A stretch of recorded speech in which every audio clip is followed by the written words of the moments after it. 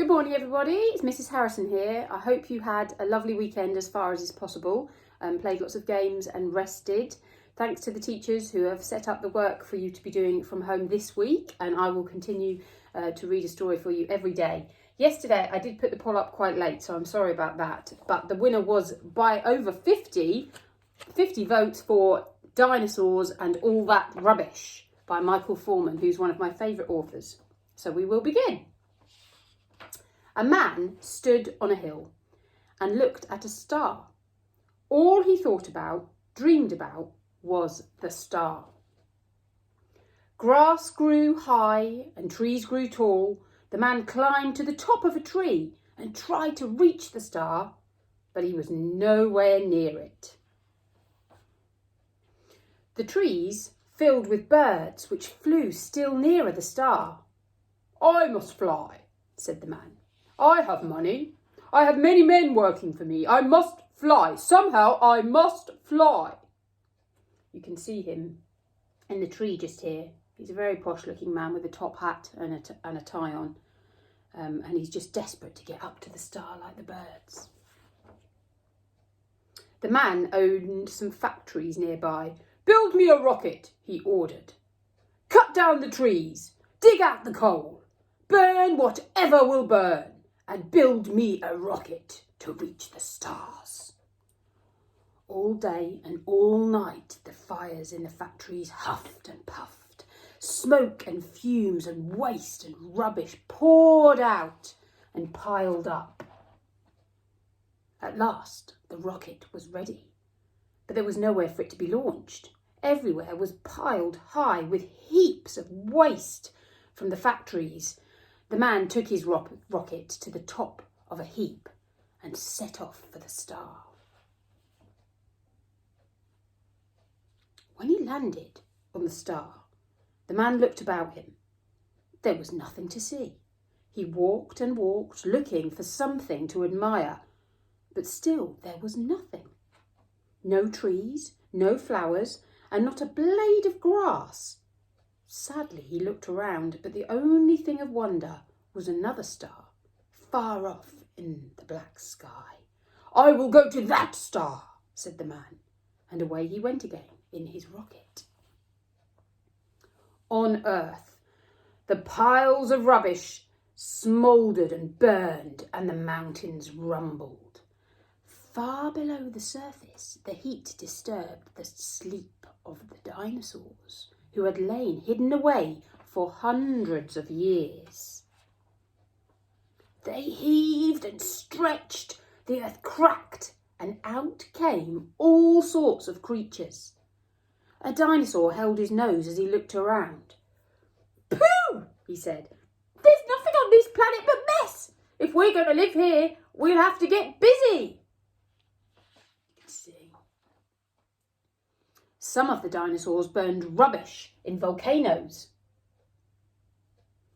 Dancing dinosaurs broke up the roads. I like that. It's one of my favourite pictures in this book. They look like they're having fun, those dinosaurs down there, smashing up the roads with their jaggedy teeth. As the rubbish was cleared, green shots appeared, bursting through cracks and climbing over old forgotten walls. Telegraph poles and iron pylons vanished beneath trailing blossoms, and a fresh new forest of flowers and trees spread like a smile around the world. And all this time, the man was heading for his new star, unaware that it was the very same planet Earth he had once left behind him. He landed in a jungle, alive with beautiful plants, sweet with the scent of flowers and filled with all the song of birds. At last, he said, "I've found my paradise." You can see him here, jumping out of his rocket. He looks really happy. What a beautiful planet that he's found. "Whose paradise?" said the biggest dinosaur. "Mine," said the man. "Rubbish," said the dinosaur. "What do you mean by rubbish?" said the man. "You can't talk to me like that. Why, with a head as small as yours, you can't possibly have enough brain to look after this star." "Ah," heads are the same size," said the dinosaur. "But my heart is much bigger than yours. If you had been ruled by your heart instead of your head, you would not have destroyed this paradise before." "I destroyed it," said the man. "You mean this is Earth?" "Yes, it is," said the dinosaur. "But it can't be," said the man.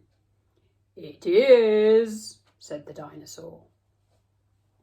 The man looked about him and saw that the dinosaur was right. "Please, may I have a small part of it back?" he asked. "Please, just a hill or a tree or a flower." "No," said the dinosaur, "not a part of it, but all of it. It is all yours, but it is also all mine. Remember that. This time the earth belongs to everyone, not parts of it to certain people, but all of it to everyone, to be enjoyed and cared for." Dinosaur's got a bit of a long, slow voice. "Yes, everyone," sang the birds and the cats and the mice and the mammoths, the serpents, the dodos and the apes. "Everyone," came the chorus from all living things. What a brilliant picture that is there. I particularly like these dinosaur faces with their smiley teeth and the serpents and the birds. Everyone, everyone. And that's a lovely picture at the end there, where you can see the boy. Let me take this up so you can see it a little bit better. Not the boy, the man is riding on the dinosaur, and all the animals down below also playing together nicely. So, I will put another poll up for tomorrow's story. Thank you for listening if you have been. Make sure you remember everything that Mrs. Ward and I have been telling you via email, and your teachers, to stay calm, do as best you can, but don't get too stressed about the work that's sent. We just want to make sure that you've got enough to keep you busy, but we don't expect you to be working non-stop all the time, okay? All right, have a lovely day, everyone. Thank you.